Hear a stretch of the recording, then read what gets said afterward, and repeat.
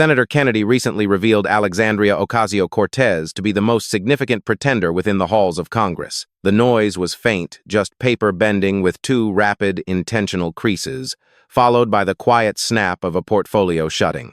Alexandria Ocasio-Cortez had just taken a solitary page, representing her personal legislative history printed in stark black and white, folded it evenly, folded it a second time, and slipped it into a binder away from prying eyes. Senator Kennedy was seated directly across the desk with that identical document laid out open in front of him. It was completely unfolded, completely visible, with every single digit pointing toward the roof. He possessed no reason to conceal it, because it was not his own legislative history. To comprehend exactly why a sitting congresswoman would obscure her personal professional summary on broadcast television, one must return roughly 60 minutes to the exact instant Kennedy presented it to her and uttered a handful of words she will never manage to forget. "Congresswoman, I brought you something," he stated. He reached into his portfolio, extracting a solitary sheet of paper. Just one single page. He glided it across the desk in the exact manner one might slide a restaurant receipt toward a person who had demanded the bill. "I printed your legislative record off GovTrack this morning," he explained. "Everything is on there. Bills introduced, bills passed, days on the floor, all of it." He leaned back comfortably into his seat. "I wanted to print more, but it fit on one page." The audience in the chamber grasped the implication before she did. A subtle noise rippled through the space, not exactly laughter, but the specific murmur a crowd makes when they anticipate a devastating conclusion before the target holding the document realizes it. At this point, Kennedy intertwined his fingers. "Let's read it together," he suggested. Top line, "Bills you authored that became law. Read me that number." Ocasio-Cortez directed her gaze downward at the sheet. She was already fully aware of what the document contained.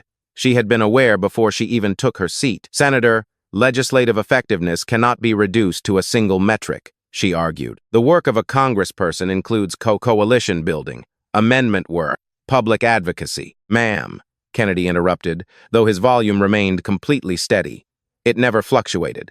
"One number, top line, right there on the page I just gave you." The entire room held its breath, and then she finally uttered it. "In the 117th Congress, the number is 0. She spoke the word swiftly, utilizing the cadence of someone desperate to move past an uncomfortable truth. She was physically holding her own professional history, and the very first digit on the document was a 0. If one wishes to observe the consequences when an elected official is unable to flee from their own professional resume, this moment is the prime example. Kennedy did not aggressively attack. Instead, he simply reiterated the fact in a completely flat tone. There was no exaggerated emphasis, no hint of sarcasm.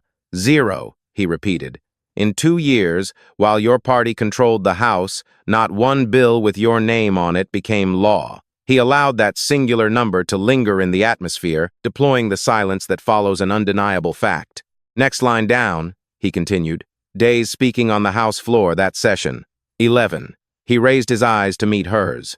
"Now, I looked up your Instagram, Congresswoman, 8.4 million followers." He noted that this figure is larger than the audiences of most senators and the majority of state governors, but 11 days on the floor, 8 million on the screen. He juxtaposed the two statistics, permitting the vast chasm between them to communicate the underlying message. "Where I come from, we have a word for a person who's famous for talking about a job they don't do, but I'm too polite to say it on television." A genuine, relaxed chuckle emanated from Kennedy's side of the chamber. It was the variety of laughter signifying that a valid point had been made and universally recognized. Ocasio-Cortez immediately retaliated, having her defensive talking points prepared. "Senator, with all respect, I have passed 3 amendments into law," she declared. "I helped secure funeral assistance for COVID families. I have co-sponsored landmark legislation, including the Inflation Reduction Act." Kennedy simply elevated a single index finger. "Co-sponsored," he echoed. He allowed the term to suspend in the room's tension.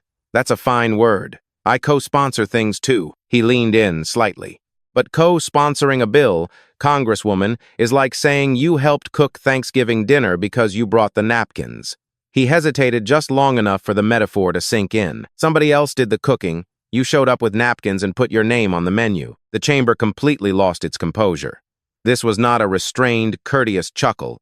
but a full, authentic roar of laughter that initiated in a single row and cascaded forward until everyone was engulfed by it. A journalist seated in the second row actively clamped down on her writing instrument to suppress a massive smile. A security official stationed along the perimeter stared intensely at the ground. A spectator up in the gallery, who had remained with tightly folded arms since the proceedings commenced, subconsciously dropped her arms. Over 200 individuals had just witnessed a statement that was far too precise to debate and much too humorous to suppress. The core truth regarding that specific type of laughter is that it lacks cruelty. Rather, it is born from pure recognition. Every single individual present, along with every viewer tuning in from home, had previously witnessed a colleague claim unearned glory for an initiative they did not construct. They were intimately familiar with what napkins resembled in the workplace. They had spent their entire professional lives rectifying the messes left behind by napkin people. Kennedy eventually eased up, as a skilled debater inevitably does. "I don't mean to be ugly, truly. Amendments matter," he conceded. "But you and I both know there's a difference between writing a law and signing your name on somebody else's." He looked directly at her. 7 years, Congresswoman, and your name is on the signature line of 0. His vocal tone shifted dramatically, adopting a warmer, almost sentimental quality. "When I first came to Washington, a freshman congressman spent their first term with their head down," he recalled, learning how to draft legislation, learning the rules of the committee, learning how a bill becomes a law. He emphasized what they did not do, not how a clip becomes a headline, not how to go viral. He stated simply, "The job was the job. Somewhere that changed, and you're standing right where it changed," he observed. He shifted his gaze toward the broadcast lenses for the very first time, and his subsequent words were not directed at Ocasio-Cortez, but rather at the general public. He addressed every household in her Bronx constituency that required tangible legislation, rather than a social media post, a short video clip, or a theatrical committee moment designed to loop endlessly for 48 hours before vanishing. They needed an authentic law, one bearing an official numerical designation that could alter their rental costs, limit their utility bills, or return an educator to their child's classroom. They had waited patiently for 7 long years, yet the legislative relief never materialized. However, the social media updates persisted, the video highlights kept flowing, and the media appearances remained constant. Amidst all that performative heat, somebody neglected the actual work of building anything of substance. Kennedy tapped the physical document one time. "Keep that paper, Congresswoman," he instructed. "Flip it over. The back's blank. Plenty of room for 7 more years of nothing." He paused briefly before pivoting the conversation. "But before we get there, let's talk about what you did do, because it turns out 0 isn't the worst number on this page. Let's talk about the jobs you killed," Kennedy announced. His inflection had transformed, the conversational demeanor remained, but an icy undercurrent had emerged. 2018. Amazon picked Long Island City and Queens for their new headquarters, right next to your district. He listed the massive benefits: 25,000 employment opportunities, $30 billion in fresh revenue for the city of New York, and $4 billion in direct compensation. This would have impacted engineers, software developers, builders, and every single dining establishment, corner store, and dry cleaning business that would have catered to them. He glanced back at his notes. "You led the charge against it," he reminded her. "You called it corporate greed. You said New York shouldn't be funding freebie helipads for robber baron billionaires. Consequently, Amazon departed." Kennedy allowed a moment of silence to emphasize the gravity of the loss. When he resumed, his voice was significantly softer. "And when those 25,000 jobs disappeared, Congresswoman, you did not mourn them," he pointed out. "You went on Twitter and celebrated." He quoted her exact statement. "Your exact words. Today was the day everyday New Yorkers defeated Amazon's corporate greed." He summarized her stance.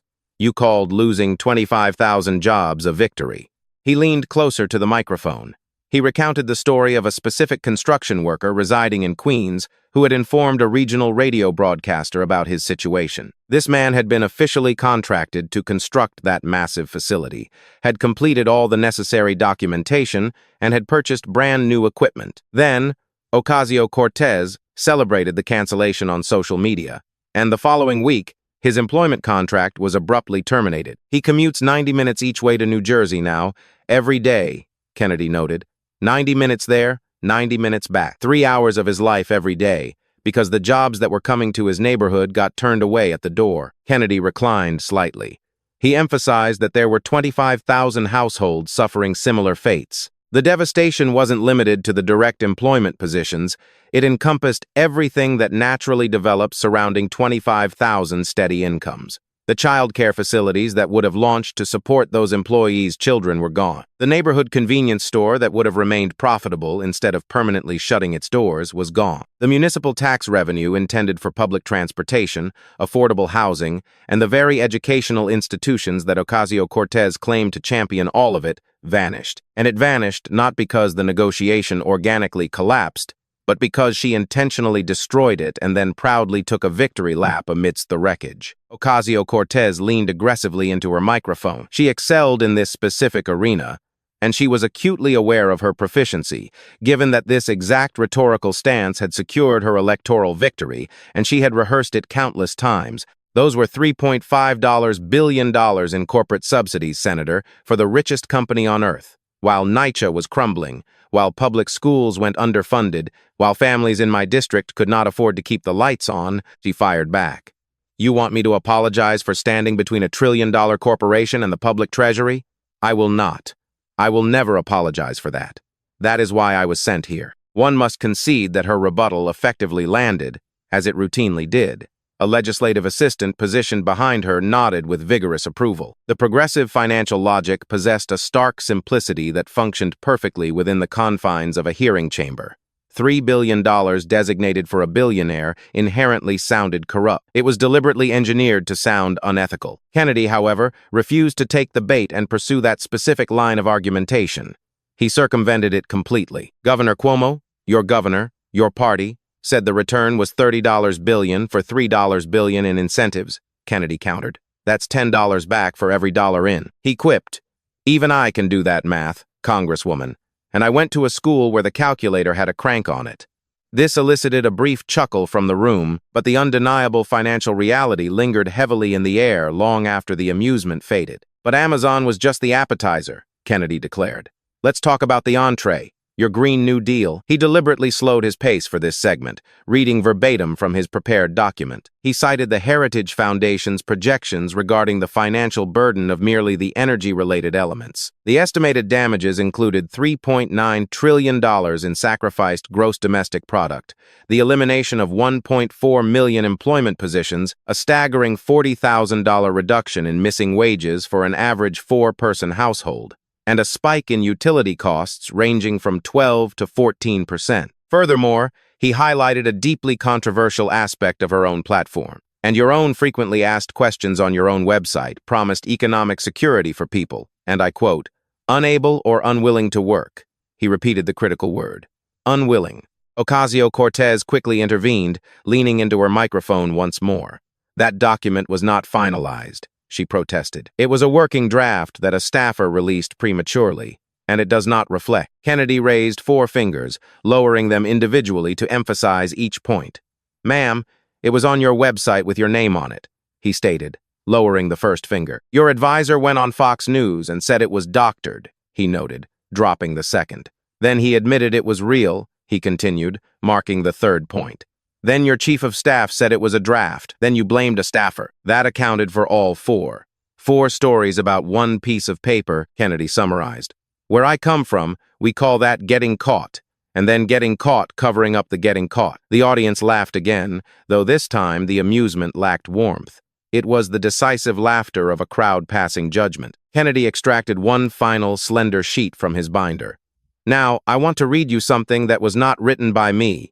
Not written by any Republican, he prefaced, reading at a measured pace. The AFL-CIO wrote you a letter, Congresswoman, the largest labor federation in America. Your allies, your people. He located the specific quotation, and here's what they said. The Green New Deal resolution is far too short on specific solutions that speak to the jobs of our members. He locked eyes with her. That is not Fox News, Congresswoman, he clarified. That is organized labor telling you that your signature plan does not have a plan for their job. Absolutely no one in the room found humor in this revelation. That particular blow penetrated far deeper than a mere punchline. It struck at the very core of a political reality where betrayal by one's ideological allies is infinitely more damaging than assaults from expected adversaries. When a conservative politician criticizes a progressive proposal, the creator can passionately defend it. However, when a progressive's own foundational labor organizations publicly declare that the legislation ignores employment, the conflict is functionally terminated. As Kennedy implied, she simply hadn't recognized that the metaphorical match was over. His tone became hushed. He explained that for every blue-collar citizen who warms their residence with natural gas, commutes via truck, labors in a manufacturing facility, or operates an agricultural enterprise, her proposed legislation inherently labeled their very existence as the primary issue, rather than focusing on the financial burdens they faced. It targeted their livelihoods and their foundational ways of operating in the world. And you wrote it on a piece of paper and put your name on it, and when they read it, you deleted the web page and blamed an intern, he admonished. He moved his head from side to side in a slow, deliberate manner. When your own labor unions say your plan doesn't have jobs in it, Congresswoman, it's not a plan, he concluded. It's a wish list. She had proudly celebrated the destruction of 25,000 professional positions, and her most dedicated labor allies explicitly stated her environmental framework offered zero employment solutions. If this sequence caused a visceral reaction, one is encouraged to share the account, because the discussion regarding the controversial gala attire is imminent. At this juncture, Ocasio-Cortez had reached her limit regarding aggressive interrogation. Enduring 2 consecutive barrages of documented evidence had pushed the formidable media apparatus that had sustained her career for a decade to its absolute breaking point. She refused to awkwardly shift the topic or desperately grasp for legislative minutiae. Instead, she descended into a realm far more profound than mere policy debates. She retreated to the exact sanctuary she historically utilized whenever her political foundation became unstable, a tactic that had flawlessly insulated her on every prior occasion. "You want to talk about my record, Senator?" she challenged, her vocal register plunging to a slower, more hushed, and raw frequency. "Let me tell you about my record." She recounted the tragic loss of her father to a terminal illness during her university years. She described how her family narrowly avoided foreclosure on their residence. She detailed her time spent serving food and mixing beverages to gradually eliminate her massive educational debt, all while the institutional framework that Kennedy had spent 40 years constructing systematically complicated the survival of families mirroring her own. "I ran for Congress because nobody in this building was speaking for the people I grew up with," she passionately declared. "And I won against a 1-0 term incumbent in a district that nobody in Washington thought would vote for someone like me." Her emotional defense was far from concluded. "So no, I will not sit here and be reduced to a page of numbers by a man who has spent 4 decades in a system that produced the poverty I grew up in." She asserted her humanity over statistics. "I am not a bill count. I am the daughter of a man who cleaned buildings so his kid could sit in one, and I will not apologize for the size of my voice." One must acknowledge the undeniable power of this moment, primarily because the emotion was authentic. The biographical narrative was entirely factual, the trauma was legitimate, and for a fleeting duration of approximately 20 seconds, the entire chamber genuinely absorbed and emotionally processed her pain. Every rhetorical advantage Kennedy had meticulously constructed over the previous hour dangled perilously by a single thread. A journalist gently placed her writing instrument on the desk. The gaze of a progressive staff member shimmered with unshed tears. A female spectator in the 3rd row, who had spent the entire morning emphatically agreeing with Kennedy's points, immediately ceased her nodding. The atmospheric momentum belonged completely and utterly to Ocasio-Cortez. It sustained itself, and the deeply ingrained historical reflex washed through the room like an electrical surge. It was the powerful instinct to retreat, the overwhelming urge to allow the emotional biography to serve as an adequate rebuttal. This specific reflex is the exact phenomenon that has successfully shielded every public official who has ever weaponized their personal trauma as a defensive barrier. It remains an incredibly potent psychological force that has historically clinched electoral victories and abruptly terminated hostile congressional inquiries. Within the confines of that specific room, for exactly 20 seconds, the tactic proved entirely successful. It held firm for about 20 seconds. Kennedy, however, bided his time. He displayed zero physical flinching, nor did he adopt a softer posture. Crucially, he refused to succumb to the room's collective instinct, which demanded he retreat, offer a polite concession, and rapidly alter the trajectory of the conversation. He patiently allowed her deeply personal narrative to permeate the space, and eventually exhaust its own momentum, much like allowing an ocean wave to fully crest and dissipate upon the shoreline. Only when the silence became absolutely absolute did he finally speak, utilizing a gentle, almost affectionate tone, the exact cadence one employs when preparing to deliver an irrevocable, devastating truth. "Congresswoman, that is a beautiful story, and I mean that. I truly do," Kennedy acknowledged. "You came from nothing, and you built something, and I would shake your hand for it in any parking lot in America." He validated her personal triumph. "Nobody in this room takes that away from you. Not one person." He implemented a strategic pause, and the audience deeply felt the weight of that silence, intuitively sensing the impending counterstrike. "But you did not come to Congress to be a story," he stated, and his vocal tone instantly flattened into uncompromising objectivity. "You came to write laws, and in 7 years, the story got bigger and bigger, and the laws stayed at zero." The fragile emotional thread snapped instantly. The psychological allegiance of the room immediately reverted, lacking rapid speed but possessing absolute certainty, primarily because Kennedy had just boldly verbalized the exact critique everyone present had internally formulated but felt deeply ashamed for contemplating. The overarching realization was profound. The narrative is undeniably gorgeous, but what tangible legislative achievements has she actually accomplished? This maneuver constitutes the most destructive variety of conversational pivot imaginable. It is completely devoid of personal malice, yet it forces every observer to interrogate their own gullibility, asking themselves, have I been purchasing a captivating personal biography rather than demanding concrete legislative outcomes? The profound guilt associated with that internal realization is what ultimately swayed the audience, not Kennedy's rhetoric. It was the unanswerable question itself. She had deployed her most formidable personal history, and Kennedy had not contested a single syllable of it. He simply posed the one logical query that the biography could never resolve. Where is the actual legislation? If one has ever found themselves captivated by a leader's personal history only to later question their functional competence, they are urged to subscribe.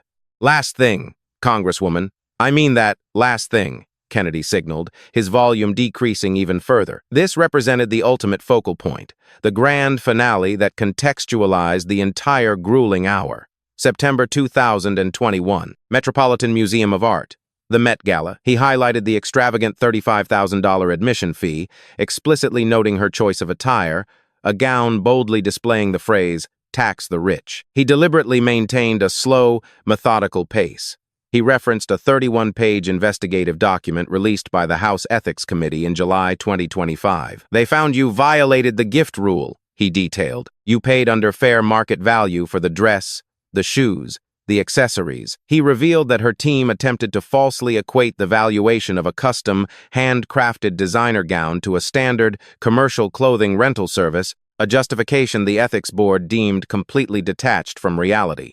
Furthermore, she failed to remit the proper financial compensation until after the formal probe had commenced, ultimately resulting in the committee mandating an additional penalty payment of $2,733. He looked up from his notes. "The dress that said 'tax the rich' was a dress you did not pay for," he concluded. Kennedy flipped to the next page of his dossier. "Now I looked up your district, Congresswoman," he stated. "Median household income in the Bronx, about $30,000 a year. San Juan." He let the sheer weight of that statistic crash down upon the chamber.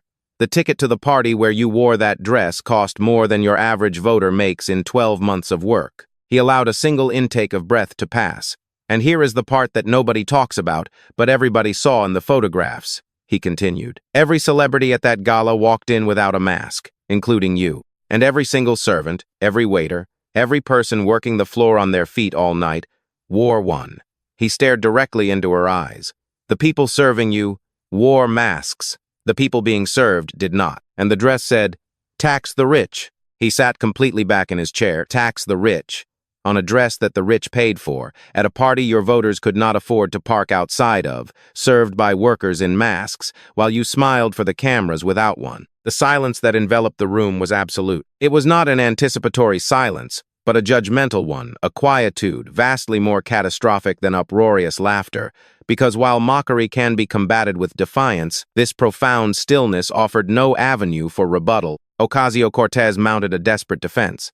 "I was invited as a public official to oversee cultural institutions," she attempted to explain. However, the phrasing sounded utterly rehearsed, identical to the statement she had mechanically recited on 100 previous occasions. It failed to resonate entirely, and everyone present was intensely aware of its failure, including Ocasio-Cortez herself. Kennedy had no intention of endlessly debating the Met Gala controversy. He had exhausted his presentation of factual evidence. It was now time for the ideological boomerang to strike. "Congresswoman, a minute ago you said something I agree with," he acknowledged. "You said you changed the conversation." He nodded in confirmation. "And you are right. You absolutely changed the conversation." He paused dramatically. "You changed it from 'what law did you pass' to 'how many followers do you have'," he articulated. You changed it from 'did the factory open' to 'did the tweet go viral'. You changed it from 'did your people's rent go down' to 'did the dress make the news'." The room remained perfectly immobilized. "You changed the conversation, Congresswoman," Kennedy finalized. "You changed it away from the only conversation that matters to the people who sent you there, which is, did their life get better?" Nobody chuckled, and nobody shifted in their seats. That particular inquiry bypassed humor, bypassed debate, and penetrated the devastating psychological space where an audience stops viewing an individual as a formidable threat and begins viewing them as something infinitely more tragic, completely irrelevant. The brutal reality regarding irrelevance, which Ocasio-Cortez fully comprehended during the agonizing 2 seconds of ensuing silence, is that it differs fundamentally from being despised. Being despised implies one still wields influence. Being irrelevant signifies that the collective attention has permanently drifted elsewhere. It means the amusement has evaporated and will never return, not out of public fury, but out of total public apathy. One cannot orchestrate a social media campaign to recover from such a deficit. One cannot upload a fragmented video of this exchange accompanied by a manipulative caption to alter its fundamental meaning because the 40 million citizens who just witnessed Kennedy completely dismantle her utilizing her own logic will ignore the caption entirely. They will solely recall his 6 defining words. Did their life get better? Kennedy delivered his ultimate statement in a tranquil, almost sorrowful manner. 7 years. Congresswoman, he murmured. All the fire, and not one law. Those 9 specific words achieved a devastation that 9,000 words could never replicate, because every single viewer observing from their living room had muttered some variation of that exact critique for nearly a decade. She just talks. She has not done anything. All hat, no cattle. And they had just witnessed a sitting United States senator articulate it publicly on broadcast television in 9 precise words. It was validation in its most unadulterated state. Ocasio-Cortez launched one final, feeble attempt. "My work is not measured in bills, Senator," she argued. "My work is measured in the millions of people I have brought into the political process, the movements I have built." Kennedy remained profoundly quiet. "Movements are fine, ma'am," he replied softly. "I have got nothing against a good movement. But movements don't keep the lights on," he countered. "Movements don't lower the rent. Laws do. And in 7 years, you have given your people fire on a screen and nothing on paper." He lightly tapped his printed document a single time. It was the lone auditory disruption in the massive hall. Ocasio-Cortez stared downward at her personal duplicate of the exact same document, bearing the exact same damning statistics. She studied it for an agonizingly extended second, mirroring the behavior of someone staring at a horrific truth they have spent years desperately refusing to acknowledge. Slowly, she lifted it. She creased it neatly in half, creased it in half a second time, and slipped it directly into her private portfolio, sandwiching it between 2 unrelated files where it would be safely hidden from view. She had purposefully concealed her own professional history. She had not ripped it apart in defiance, nor had she aggressively discarded it. She systematically folded it and tucked it out of sight, executing the exact physical motions of someone attempting to bury a humiliating reality they desperately wish to hide from the world, yet cannot find the psychological strength to totally destroy, precisely because they secretly recognize its undeniable accuracy. The portfolio snapped shut with a faint clicking noise in a chamber where 200 spectators remained frozen, holding their collective breath. It was the solitary sound, and it spoke volumes. "Does the gentlewoman wish to respond?" a voice inquired. She possessed no desire to offer a response. A specific, tragic manifestation of psychological collapse occurs when a human being exhausts their supply of rationalizations rather than their vocabulary. Ocasio-Cortez had unfettered access to a microphone. She had an active broadcasting lens trained on her. She commanded an audience of 8 million loyalists who would invariably consume this footage before midnight. She possessed the absolute freedom to utter anything she desired. She deliberately elected to say absolutely nothing, simply because Kennedy had not stolen her capability to speak. Rather, he had systematically eradicated the foundational substance a voice requires to function, a message holding true value. She methodically folded her own legislative history in half, creased it once more, and buried it deep inside a portfolio on live, national television. If this sequence elicited a visceral reaction, one should activate their notifications, because as the chamber gradually emptied, a solitary individual lingered behind. Before the official proceedings even concluded, the viral video segment had already been christened. Nobody possessed the baseline courtesy to inform her directly that an editor had flawlessly isolated the critical 15-second exchange. Kennedy smoothly gliding the document across the mahogany desk. It fit on one page. It played on a continuous loop. Within every single digital commentary section across every conceivable social platform, one specific noun materialized with greater frequency than any other: napkins. Over in Queens, a blue-collar construction specialist who had originally been contracted to build the sprawling Amazon corporate facility observed the broadcast from a communal break room while eating his midday meal. When Kennedy clearly articulated the figure of 25,000 lost occupations, the worker did not nod in agreement. He merely lowered his gaze to inspect his own worn hands, 2 hands dedicated to physically constructing reality for a living, and then slowly raised his eyes back to the glowing monitor. He had memorized that devastating statistic perfectly over the course of 6 agonizing years. He physically experienced the consequences of that number every single dawn while navigating the congested turnpike toward New Jersey. 90 grueling minutes heading there. 90 exhausting minutes returning home. He certainly did not require an elected official from Louisiana to explain the intrinsic value of those squandered careers. Nevertheless,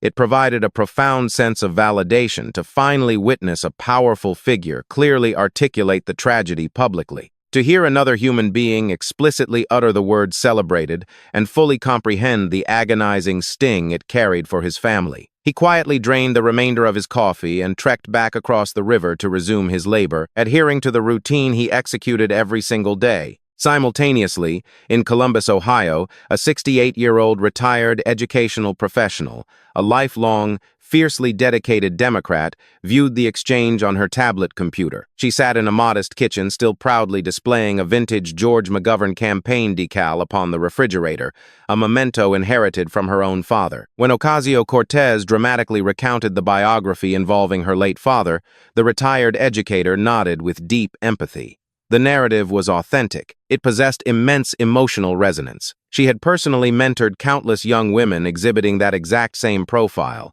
Young women possessing fiery spirits, empty bank accounts, and a desperate need to validate their existence. However, Kennedy then delivered the fatal blow. You came to write laws. The story got bigger. The laws stayed at 0. The retired educator gently rested her tablet upon the fabric arm of her sofa. She turned toward her husband, who was quietly reviewing the daily newspaper rather than observing the digital broadcast. I used to think she was the future, the lifelong Democrat confessed quietly. But the future is supposed to build something. Her husband slowly raised his eyes from the printed page. He offered no verbal response. Ocasio-Cortez stared downward at her personal duplicate of the exact same document, bearing the exact same damning statistics. She studied it for an agonizingly extended second, mirroring the behavior of someone staring at a horrific truth they have spent years desperately refusing to acknowledge. Slowly, she lifted it. She creased it neatly in half, creased it in half a second time, and slipped it directly into her private portfolio, sandwiching it between 2 unrelated files where it would be safely hidden from view. She had purposefully concealed her own professional history. She had not ripped it apart in defiance, nor had she aggressively discarded it. She systematically folded it and tucked it out of sight, executing the exact physical motions of someone attempting to bury a humiliating reality they desperately wish to hide from the world, yet cannot find the psychological strength to totally destroy, precisely because they secretly recognize its undeniable accuracy. The portfolio snapped shut with a faint clicking noise in a chamber where 200 spectators remained frozen, holding their collective breath. It was the solitary sound, and it spoke volumes. "Does the gentlewoman wish to respond?" a voice inquired. She possessed no desire to offer a response. A specific, tragic manifestation of psychological collapse occurs when a human being exhausts their supply of rationalizations rather than their vocabulary. Ocasio-Cortez had unfettered access to a microphone. She had an active broadcasting lens trained on her. She commanded an audience of 8 million loyalists who would invariably consume this footage before midnight. She possessed the absolute freedom to utter anything she desired. She deliberately elected to say absolutely nothing, simply because Kennedy had not stolen her capability to speak. Rather, he had systematically eradicated the foundational substance a voice requires to function, a message holding true value. She methodically folded her own legislative history in half, creased it once more, and buried it deep inside a portfolio on live, national television. If this sequence elicited a visceral reaction, one should activate their notifications, because as the chamber gradually emptied, a solitary individual lingered behind. Before the official proceedings even concluded, the viral video segment had already been christened. Nobody possessed the baseline courtesy to inform her directly that an editor had flawlessly isolated the critical 15-second exchange. Kennedy smoothly gliding the document across the mahogany desk. It fit on one page. It played on a continuous loop. Within every single digital commentary section across every conceivable social platform, one specific noun materialized with greater frequency than any other: napkins. Over in Queens, a blue-collar construction specialist who had originally been contracted to build the sprawling Amazon corporate facility observed the broadcast from a communal break room while eating his midday meal. When Kennedy clearly articulated the figure of 25,000 lost occupations, the worker did not nod in agreement. He merely lowered his gaze to inspect his own worn hands, 2 hands dedicated to physically constructing reality for a living, and then slowly raised his eyes back to the glowing monitor. He had memorized that devastating statistic perfectly over the course of 6 agonizing years. He physically experienced the consequences of that number every single dawn while navigating the congested turnpike toward New Jersey. 90 grueling minutes heading there. 90 exhausting minutes returning home. He certainly did not require an elected official from Louisiana to explain the intrinsic value of those squandered careers. Nevertheless, it provided a profound sense of validation to finally witness a powerful figure clearly articulate the tragedy publicly. To hear another human being explicitly utter the words celebrated and fully comprehend the agonizing sting it carried for his family. He quietly drained the remainder of his coffee and trekked back across the river to resume his labor, adhering to the routine he executed every single day. Simultaneously, in Columbus, Ohio, a 68-year-old retired educational professional, a lifelong, fiercely dedicated Democrat, viewed the exchange on her tablet computer. She sat in a modest kitchen, still proudly displaying a vintage George McGovern campaign decal upon the refrigerator, a memento inherited from her own father. When Ocasio-Cortez dramatically recounted the biography involving her late father, the retired educator nodded with deep empathy. The narrative was authentic. It possessed immense emotional resonance. She had personally mentored countless young women exhibiting that exact same profile. Young women possessing fiery spirits, empty bank accounts, and a desperate need to validate their existence. However, Kennedy then delivered the fatal blow. "You,